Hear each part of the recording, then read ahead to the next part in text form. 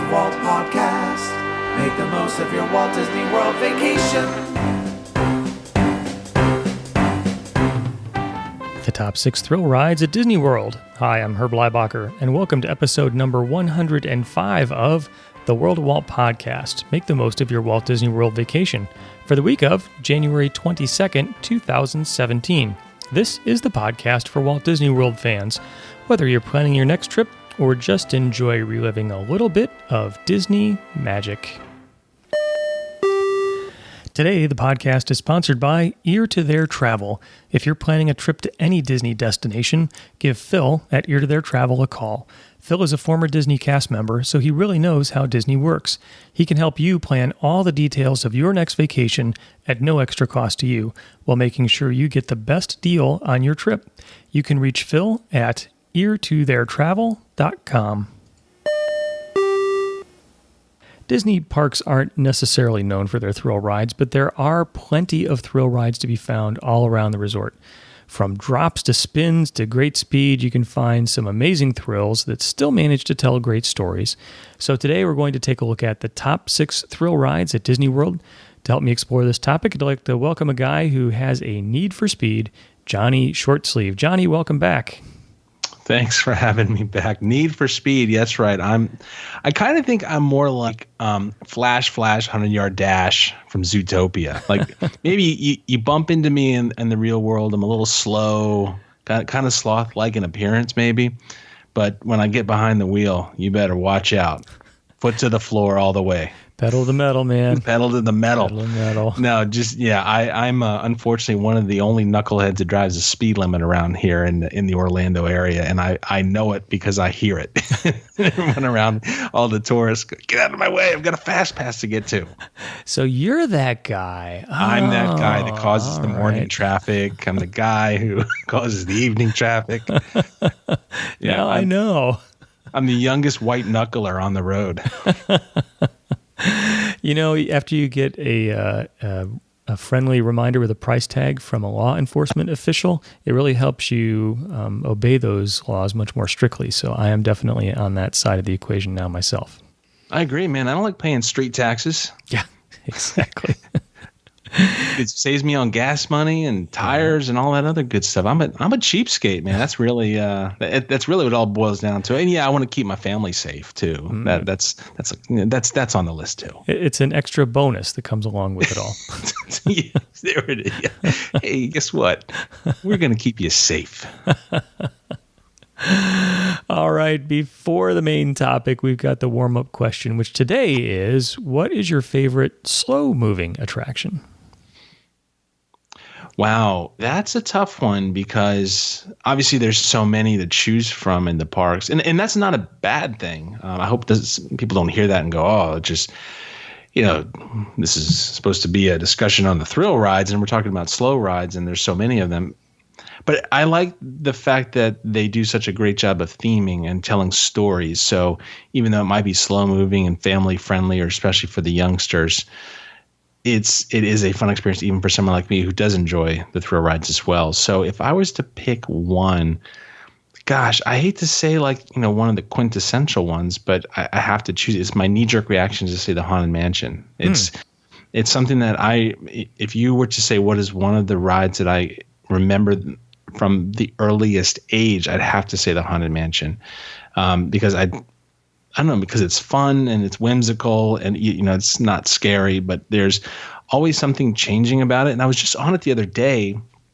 I don't know how long it's been since you've been on it, Herb, but they keep updating that last scene where you go by and they have the hitchhiking ghost join you in your doom buggy. Yeah, they just updated it again and they put some new little scenes in there, and that's neat to me. Like they they've retained the essential elements that people like me who have a nostalgic love for the ride, but then they still find a way to make it new and fresh and fun without going over the top.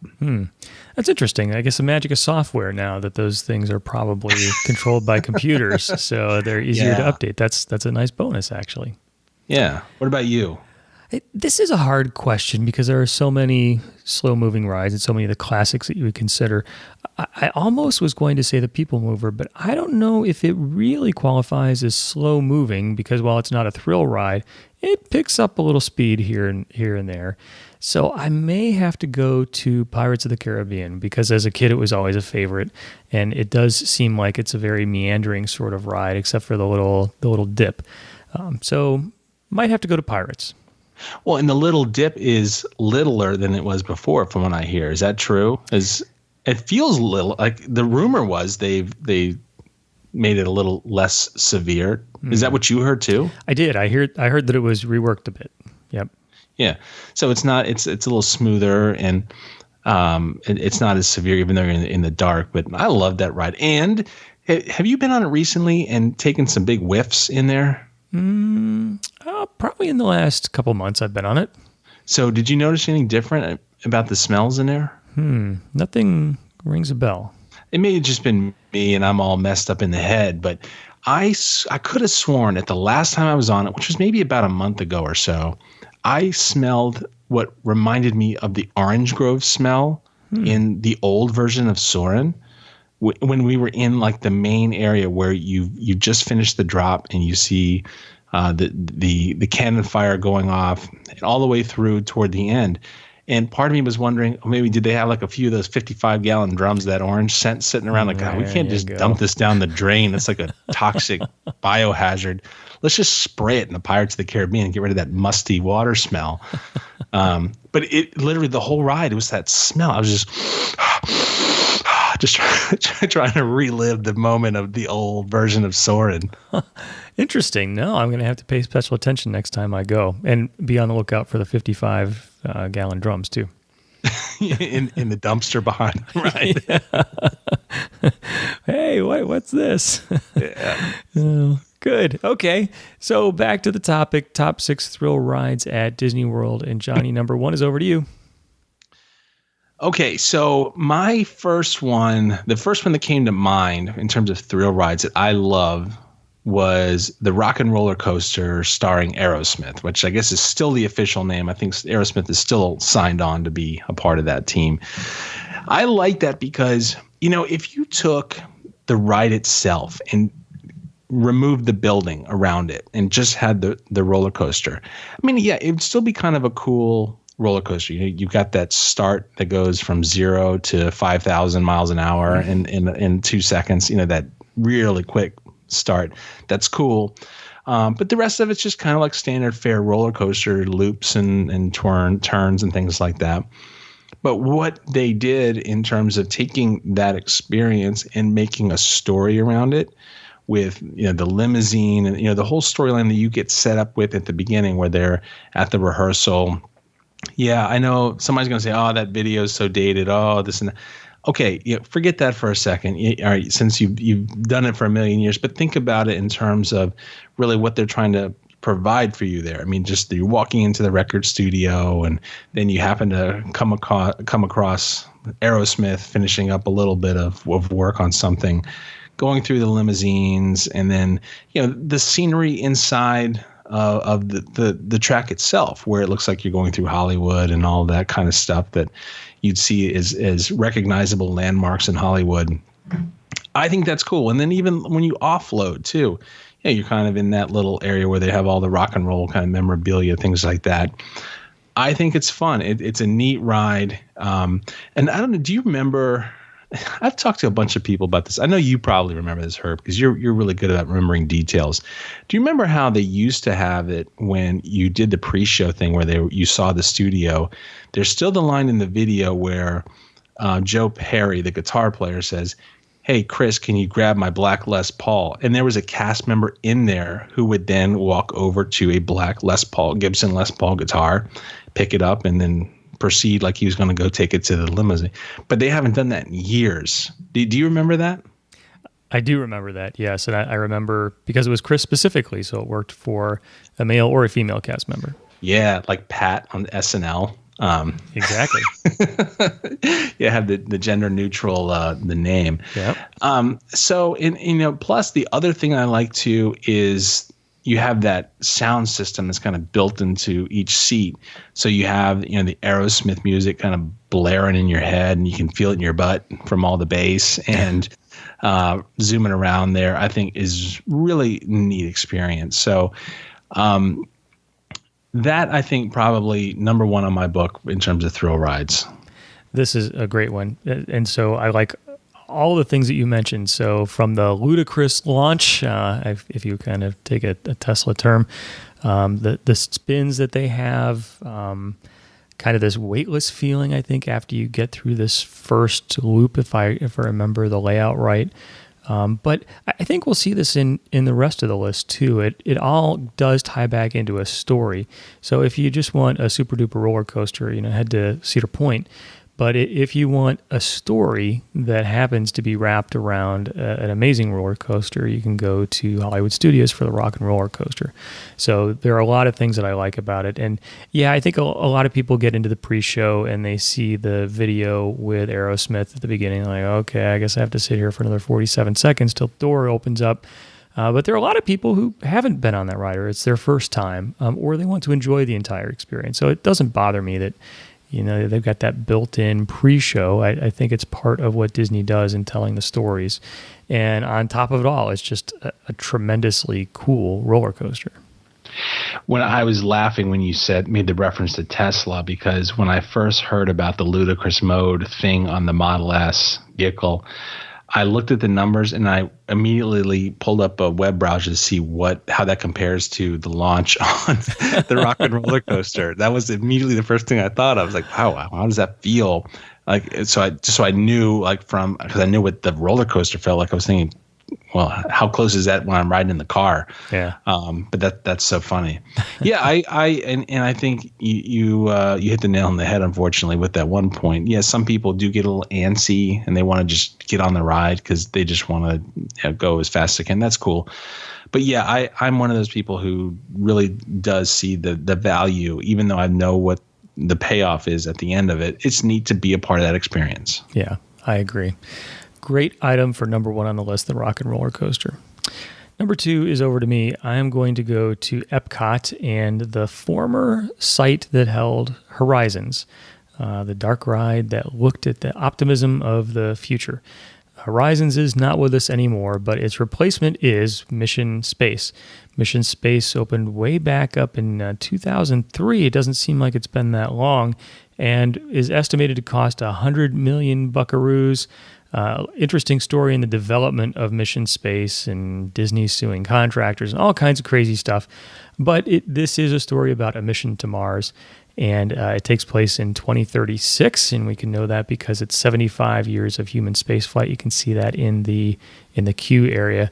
So the ride is based on a centrifuge where you're spinning around really fast, and you can feel 2.5 Gs and something that comes kind of close to weightlessness.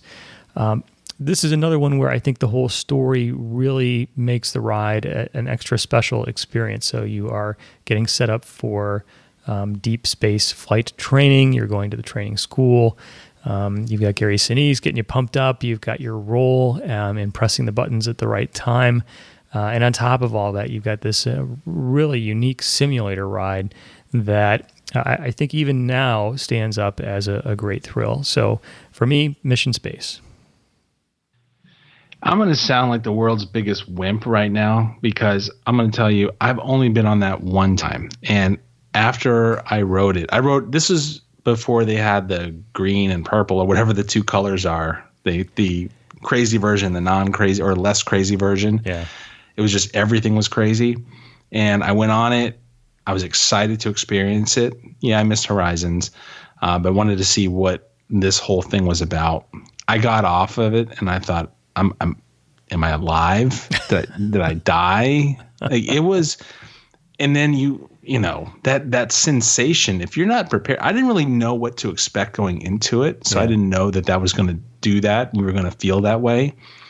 And I was realizing, number one, holy smokes, I'm out of shape. And number two, like, wow, I'm really not as good with thrill rides as I am. And number three, I'm just not ready for space travel. It's just not, it's not for me.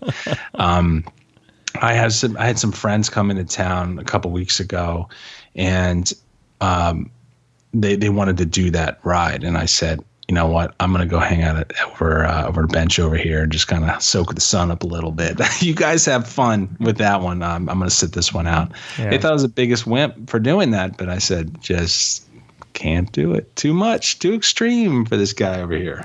Yeah, as far as in-park attractions at Walt Disney World, I think that's probably the most extreme. I know Test Track probably goes fastest. I'm not sure. Maybe took something off the list, but I just think as far as an out of this world sort of experience, one that you just don't get any other place. You're not going to get it at Cedar Point. It's just very unique and it's very intense. And Gary even tells us that before we get on the ride, just to make sure you know it. And maybe that was part of it too. All the, the warnings that were kind of built into it, that whole, this is an intense ride. You may die. You made that kind of stuff. I don't think it's been a while. I don't remember if he said that or not, but I don't even think there's a number. Like you said, hey, I've got a big fat bank account and I got a blank check. I'm going to write it out to you. I don't even think I would do it anymore. Like it was that scary for me, that sensation. So I know I lost a whole bunch of man points by admitting that.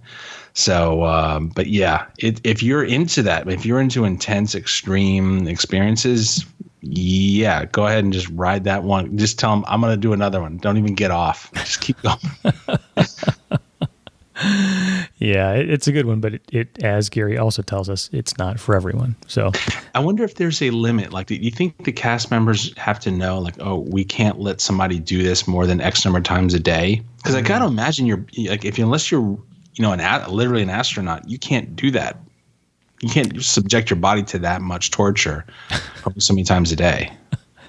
Well, that's why we have wait times. So it gives your body a chance to redistribute the blood in all the places it's supposed to be before the next time you go on it again. Oh, kind of like, like a bartender. Like, sir, you've been overserved. Like, I think the cast members said, no, you've been overridden. Like, go see some of the other stuff. Go to Frozen Ever After for a couple of passes, then come back. Go wait in that 300-minute wait. Or every other time you have to ride it backwards or something so that you can get pressed in the opposite direction and kind of evens things out again. Ooh, there it is. Yeah. So your innards can readjust. Right. They get pushed back in the opposite direction. Okay, that was number 2, Mission Space. Number 3, Johnny, is yours? All right, so this is going to potentially be controversial because the one I've chosen is in New Fantasyland. And some people might say, oh, my goodness, there's no thrill rides in Fantasyland or New Fantasyland. I don't know, are we still calling it New Fantasyland, or is that moniker gone by the wayside? I don't think we have to get rid of that name. I'll go with it still. Yeah. All right. So we'll keep it for now. So the Seven Dwarves Mine Train is a favorite of mine. And I'll tell you why is because I think another great example of if you just kind of took the exact track and just put regular roller coaster cars on it, it wouldn't be that big of a deal. But to take what many people loved, the former Snow White attraction that was in Fantasyland, and then say, well, yeah, we'll give you something better. People probably thought, well, yeah, that won't be too hard to do. I mean, that was a very dated attraction, but they really, I think, surprised a lot of people in what they came up with respect to the mine train. And there's a couple of things that I think really stood out to me. I mean, number one, like the interactive queue, that's something that they have really been doing a great job of with a lot of attractions, whether it be new attractions like this one to put it in there, or even retrofitting some of the old attractions like the Haunted Mansion, like we mentioned earlier, to make it so it's a lot easier for families or even the adults too, the guests to, when they're waiting in line, to be a part of the story and to really get introduced to what's going to happen and kind of feel like they're immersed into that experience, which I think is really neat that they do that. But then the other thing too, I think is kind of unique here is the swinging cars that they introduced, that technology, which as far as I know, hadn't been done before.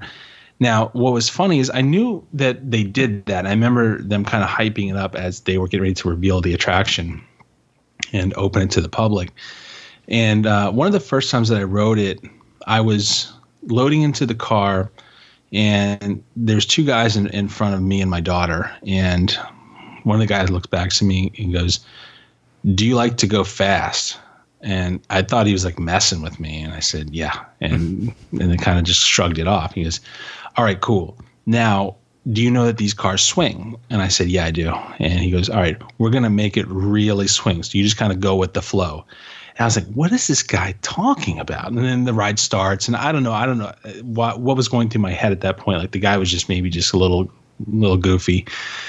Well, as soon as we start to go through some of those turns, I see him and his buddy like bobbing and weaving their heads, and they were trying to make the car swing even farther than it normally would swing. And I was like, oh, that's what they're talking about.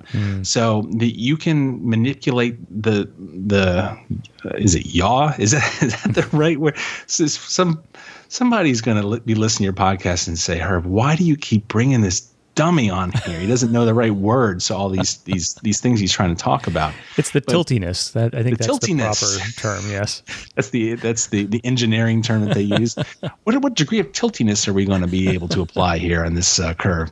Yeah. So they were making the tiltiness go even further, and I was thinking, wow, that's really kind of impressive, because if you think about it from an engineering perspective, they want to. I would imagine they want to have total control over that experience in terms of what you as the guest feel and see. But there's like that factor right there with that tiltiness that they can't control. And this just depends on how much you want to do it. Now, I'm sure there's some stops or something that keeps you from totally flipping that sucker over and having you deep six into one of those little water features. But to me, I thought that was kind of neat. And the other thing I think is kind of impressive is just the details. So, I've kind of joked before about wanting and like being happy to be stuck on rides like the Haunted Mansion, because you can really kind of take a minute to look at the details of what you're seeing otherwise in just a split second as you pass by.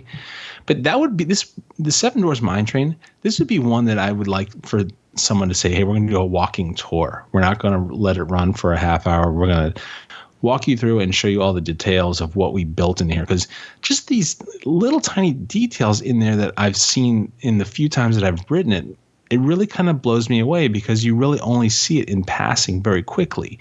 And like for example, one of them is right at that little final scene at the house, at the little cottage, and I've said to a couple people who never noticed it, the witch.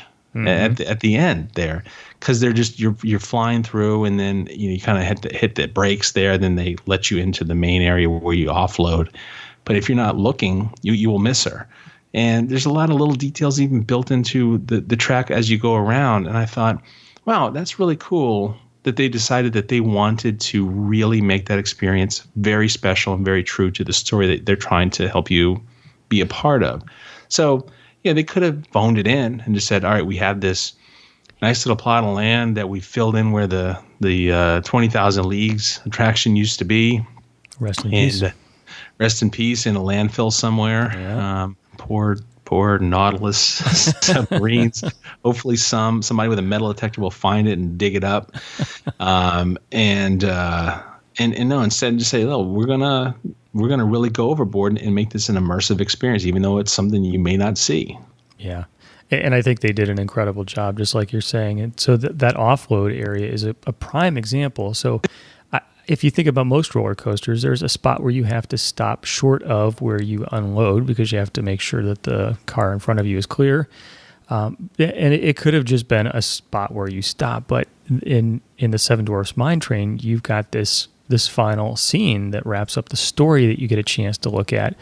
And if you don't happen to turn the right way at the right moment, you don't even catch all of it, because there's so much detail. I feel the same way about going into the mine itself. I just can't help but have a huge smile when I see all these glowing diamonds and I hear the music. Yeah. And then you hear the clock go off, and just the whole story unfolds, and how much fun it is to be there. And I have yet to get stopped in that scene, and always wish that I could, so that I could get a good picture or really just take in all of the details. Because I think it's another example where they just did a tremendous job of telling the story and wrapping it up in a thrilling experience. And it's kind of funny because if you think about all the animatronics that are in there and all the little special effects that they've inserted into the attraction, especially like that little mine scene, like that's stuff that you'd think that because of the detail and the technology that they use, they would want to reserve that for a slower, dark, traditional dark ride where you're slower moving, you can really kind of soak it in a little better and appreciate what they've done. But no, they said, nope, we're just going to make this a good old-fashioned thrill ride, and if you only can see it for a millisecond, that's okay. Yeah. It's an interesting combination of, I think, thrill ride and dark ride. It's a fun combination. Yeah. So and I guess, it's still a very new ride, still very popular, still long lines. But I think it's kind of neat to see that that's where they're headed with some of these types of attractions in terms of what they are planning and what they're able to do. And then makes you think, well, what do they have up their sleeve next? Mm-hmm. Yep, I agree. This was a good one, Seven Dwarfs Mine Train. All right, number 4 is back to me. I'm going to go over to Disney's Hollywood Studios and one of probably my favorite attraction in all of Disney property, and that is the Twilight Zone Tower of Terror. It has been with us since 1994. It's actually the second tallest attraction in all of Disney World. One other beats it by a half a foot. I think it's going to be on our list later on. And I love the theming behind it. We've been talking about that, whether it's the music or the gardens or the dry fountains or the cobwebs in the lobby, the costumes that the elevator operators wear. It all comes together and tells this amazing story. And then it combines this thrill of getting dropped in the elevator, which actually Disney had to specially design to pull you down at faster than just a free fall to make it even more exciting. So Tower of Terror, one of my favorites, I think classic Disney Imagineering with tremendous storytelling, amazing detail, and a real thrill. And I think I've told this story before, but way back in 1994, before the world of the internet, I still remember very distinctly going on it for the first time, and the effects where the doors open for the first scene and you look down the hallway, and then the hallway turns to stars, and the doors close, you go up to the second, and then your cart moves forward.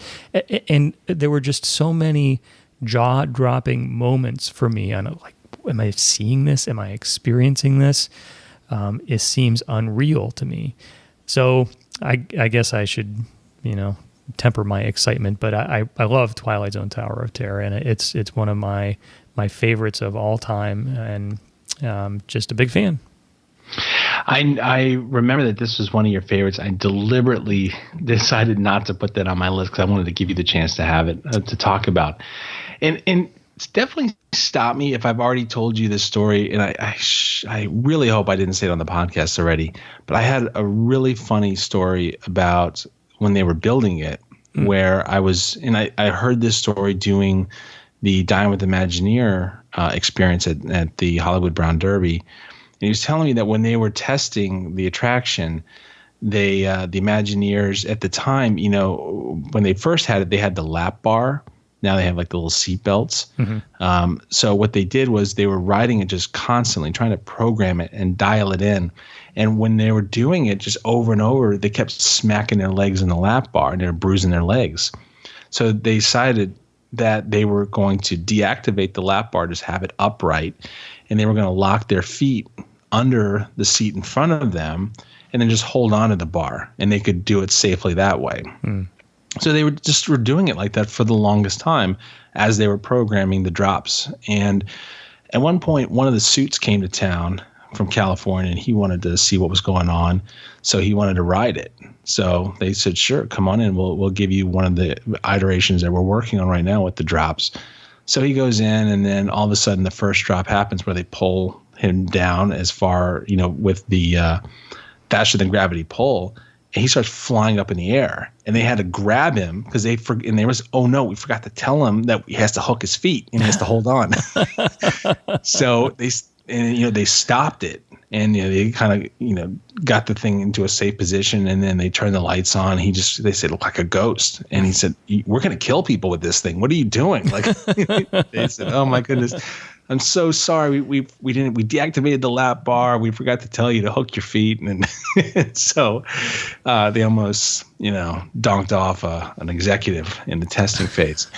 But one of the things to kind of to add on to your point though, just about the atmosphere and experience, the music, the background music that they play that you hear through the grounds in the lobby. I found someone on YouTube who cobbled together the playlist, and I don't know if this person actually got the real soundtrack from Disney somehow, like hacked it in, like he's Russian or whatever, and or he just took the songs that he knew that were on there and just applied like an echo effect to it to sound like it. But it sounds pretty close to me. I've been listening to that on a loop the last couple weeks, just nonstop. And then on my computer, and then one day I was trying to put it on my phone, and then it wouldn't work. And I panicked. I was like, "Oh no! Disney made them take it down. This is terrible. I can't believe they would do that." But for some reason, it just didn't work on the mobile device. But now it's back on the computer. So that's a fun thing to do to look for the music there, because I think it really adds to the atmosphere. It's just so darn cool. I love that attraction too. It's one of my favorites as well. Yeah, the music there is great, and that is a good tip. If you go to YouTube and search for your favorite Disney thing plus music loop, there's a lot of different audio out there that you can listen to. It's fun to play in the background or just check out. Yeah, definitely. Okay. That was number 4, my beloved Twilight Zone Tower of Terror. I'm glad the Guardians are not taking over in Florida. Oh my goodness, thank goodness. Yes, there'd be dumpster fires and people would be knocking over light posts and rioting in the streets if that happened. Yeah, I might have to chain myself to something if that came to pass, but let's not even think about it. So just if you're going to do that, do it smart. Like chain yourself to a churro cart so that you can be self-sufficient in your protesting. Good idea. That's the way to do it.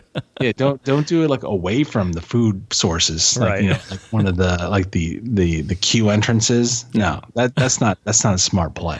Yeah, I envision myself chaining to like a Mickey bar cart or something. So yeah, and it's effective too because you're going to be detracting from a revenue making opportunity. So say, we got to do something. This Looney Tune here is really getting in our way. Get him some ice cream and get him out of here.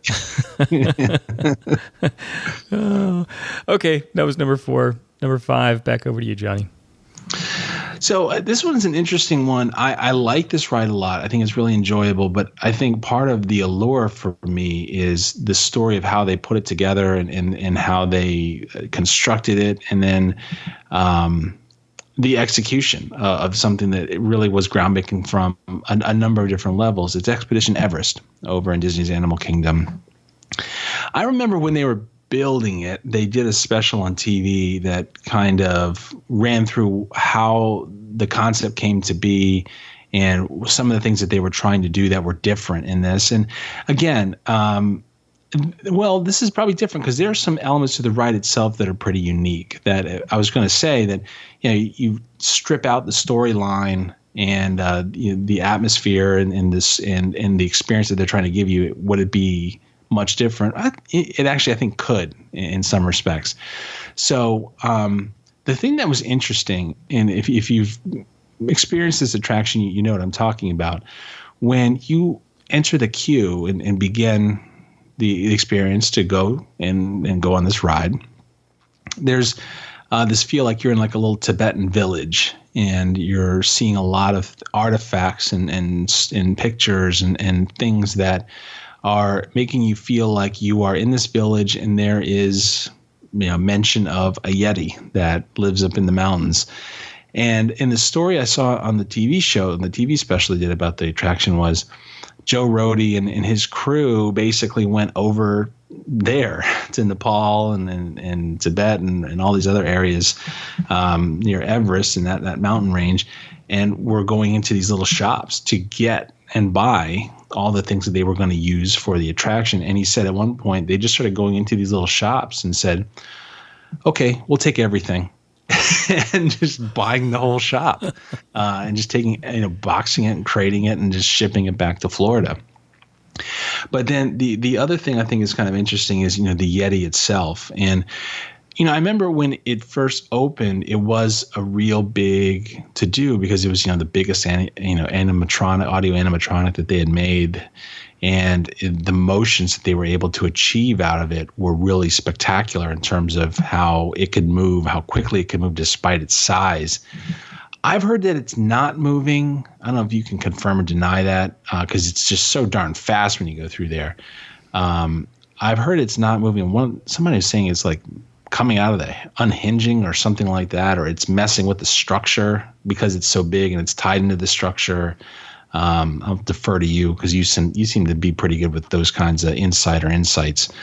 But then so, in terms of the ride itself, I kind of alluded to, well, it might be a little bit different. Well, there's that concept of, and I hope I'm not spoiling this for anybody, where you reach one point in the attraction and you see the track has been disturbed and there's some sounds and there's what appears to be evidence that the Yeti was nearby because of the way the track has been disturbed. And then all of a sudden, you're feeling like, well, I'm on this excursion on this little train. What do we do now? Well, then the train goes backwards and you experience a big chunk of the ride in reverse. And then it happens again. I remember on the special seeing how they did it and the mechanisms they had to build to allow the cars to change directions. And it was pretty impressive and how quick they can do that and make that transition on the tracks. And it's also, so there's the really cool storyline that goes into the attraction, but don't discount the fact that it is a thrill ride. And there's definitely that sensation when you're done riding the experience, your knees are a little weak and you feel like you've been through a pretty significant level of G-force kind of thing, of experience. So I think from a thrill ride perspective, it is pretty cool. And, from an aesthetics perspective, it's just really pretty what they've done. And, especially at night, now that the park's open at night, seeing it lit up is really cool. And I think the whole park is really cool at night.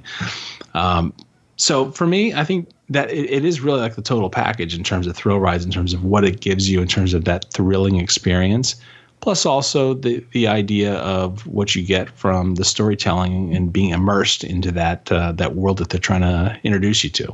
Yeah, great points. I'm a big fan of Expedition Everest. I think just starting at the queue and going through to the story and the ride system, they really did a great job. This is one of those attractions where, yes, I will still get a Fast Pass plus for Expedition Everest, but as long as the line isn't too crazy, it's actually fun to go through the queue because there are so many different artifacts to see that build up to the story of this encounter with the Yeti. And so talking about the animatronic, yes, I've heard that the forces of the animatronic moving either did or were going to compromise the structure on which it was built. And so now the Yeti is in what's been called B mode, or some people call it Disco Yeti, where he actually doesn't move, but he has some flashing lights on him to kind of make it appear that he's moving. So I'm hopeful that one of these days they'll be able to fix it. But I've read some stories, which I can't confirm, about how the foundation for the Yeti animatronic was built first, and then the rest of the coaster and mountain was built around it. So if you want to fix the Yeti so he can have his full range of motion with a reinforced base, it's going to be a very major undertaking. So do they really want to take down a headliner attraction for, 9 months for a scene that lasts for half a second? I don't know. Maybe someday they will to try to restore it to its original intent, but it's not there right now. Maybe that could be a product for World of Walt. You could sell some shirts that they fix the Yeti. You start like a little mini movement. Wouldn't that be awesome to walk through the park and see that? You just happen to see someone wearing a Fix the Yeti shirt. I like it. Yeah. Like, no more Disco Yeti. We could put that on the back. Yeah. Stop the lights flashing. It's giving me seizures. No more disco. Yeah, disco's done. That's right. That'll be the back. Disco's done. I love this. Yeah, to get on that. I make this comparison in my own mind anyway between Expedition Everest and Big Thunder Mountain because they're both about kind of runaway trains.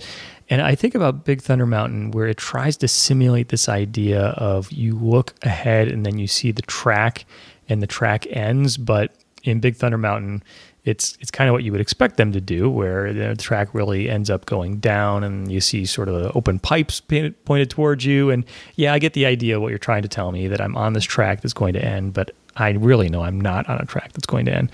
But when they did this for Expedition Everest, I mean, they upped their game considerably so that the track you are on goes up ahead of you and then is destroyed in front of you, and you're thinking, I'm in this car and it's on a track, and the track in front of me doesn't work anymore. It's broken. It's been pulled up and yanked up by the Yeti. How is this going to happen? And that's where they introduced the movement backwards, which is an amazing part of the attraction. So I think it was almost taking that intent and sort of, really running with it. Yeah, sorry, go ahead. No, I'm sorry to interrupt. Have you seen it or ridden on it when they have that piece missing?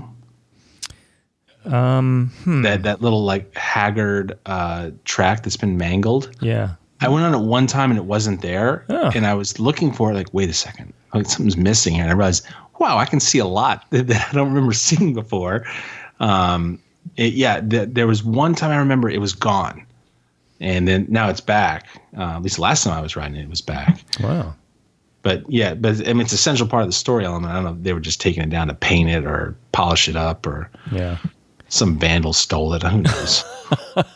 Don't tell anyone it's in my closet. Can you imagine that? You walk into someone's house. Like imagine if you walked into my house and you saw this kind of crazy modern looking artwork on the wall. It's like, wow, what is that?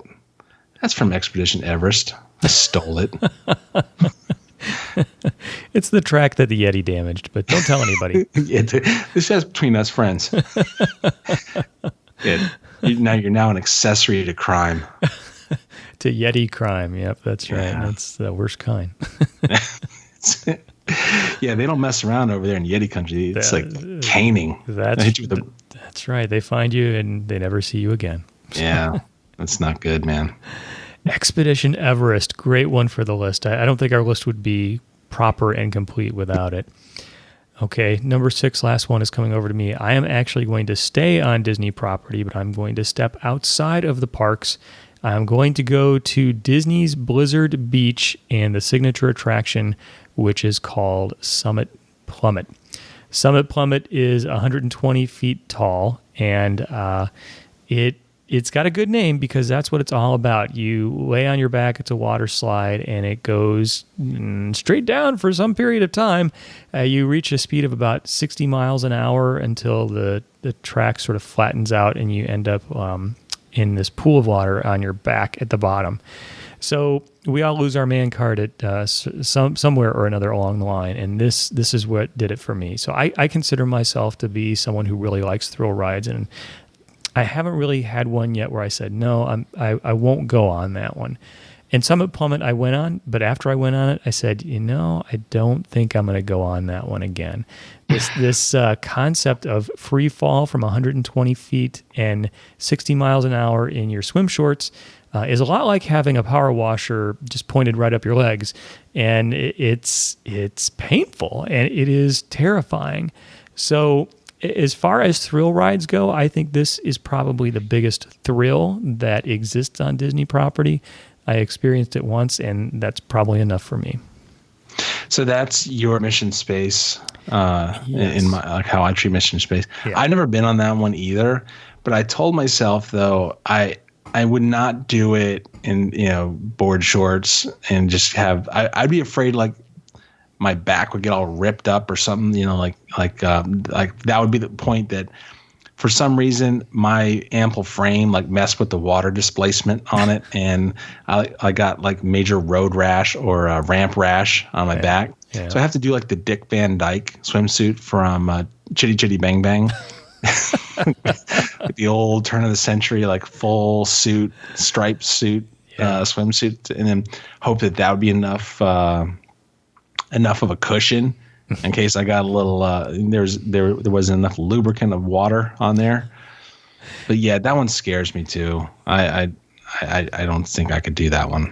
It is terrifying. And unless that swimsuit sort of ties tightly around your ankles, you're going to get a spray that you don't necessarily want. And so duct tape the ankles. That's what you have to do. Yeah. And so when I was up there at the top, 120 feet up, you look at this part where it pretty much straightens out so that it's falling straight down.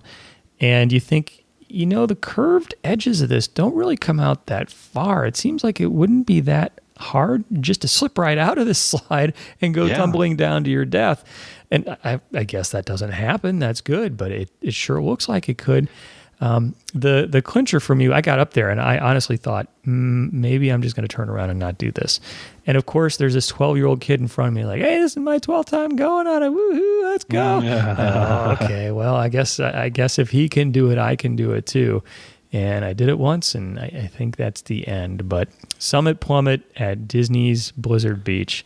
I wonder, they have all these rules there with Blizzard Beach and even Typhoon Lagoon too. What if you showed up there with like a Super Dave Osborne suit, like with the Saskatchewan seal skin and the helmet, the full motorcycle helmet and the cape? I wonder if they'd have a problem with that. I don't know. Well, it might have to have a safety cable connected too for me to try it again. It was pretty crazy. It was pretty crazy. Okay, well, this was a great list. I love the thrill rides at Disney World. It's fun to talk about them. So number 1, Rock and Roller Coaster. Number 2, Mission Space. Number 3, Seven Dwarfs Mine Train. 4, Twilight Zone Tower of Terror, my favorite. Number 5, Expedition Everest. And number 6, Summit Plummet. Johnny, as always, thank you for reviewing the list with me. Is there anything you want to share about what you're up to these days? Man, I always pitch my own stuff here. I feel bad about doing that. But if you give me 30 seconds to pitch something, I'll definitely take it. Let me see if I can pitch an idea to the listeners here. I've become a huge fan of Special Olympics, especially with Special Olympics Florida, because I've got a buddy named Shell who I call Gold Medal. Shell works at the grocery store in my neighborhood, and he helps with the groceries and the carts and things like that. Super, super, super cool dude. One of the biggest hearts ever that I've ever come across. Tons of fun to talk to this dude. I really love this guy a lot. He is a basketball and bowling and swimming superstar with Special Olympics. And the guy brings his medals into work and shows them to me after he wins them. And he's cleaning up. He's cleaning the house in Florida. He's a superstar. But they're doing some fundraising right now because I didn't really realize it. But, like most nonprofit organizations, they're feeling the pinch. It's been a tough few years for nonprofits because everyone is kind of feeling the burn of the economy here and there. And unfortunately, it's been a long time when people really felt like they had enough disposable income to donate to charities. So a lot of the charities have had to tighten their belts, and this is one of them. So if you have a chance, obviously I'd love it if you check out Special Olympics Florida, which is just specialolympicsflorida.org, and see what they're up to. And maybe if you have a chance to volunteer or throw them a couple bucks, that would be awesome. Or if you're not from Florida, check out your local Special Olympics chapter and see if there's something you can do to help them out, because that just does some amazing stuff for these families and for these kids and these adults. It gives them a chance to really feel some amazing camaraderie, and they're doing some just seeing the result of what they're doing through these organizations and how it brings so much joy to them. I see it with my buddy Shell. It's an amazing thing. So I'd love to see if we could spread the word about Special Olympics today. Wonderful. Johnny, thank you. I appreciate that. So Special Olympics Florida, I'm going to Google it when we're done. Right on. All right. Well, as always, it was a lot of fun, and thank you so much for joining me. Hey, thank you, Herb. This was a lot of fun. This is a cool topic, and I appreciate you letting me come in and hang out with you. It's always fun. I love your podcast, man. Thank you.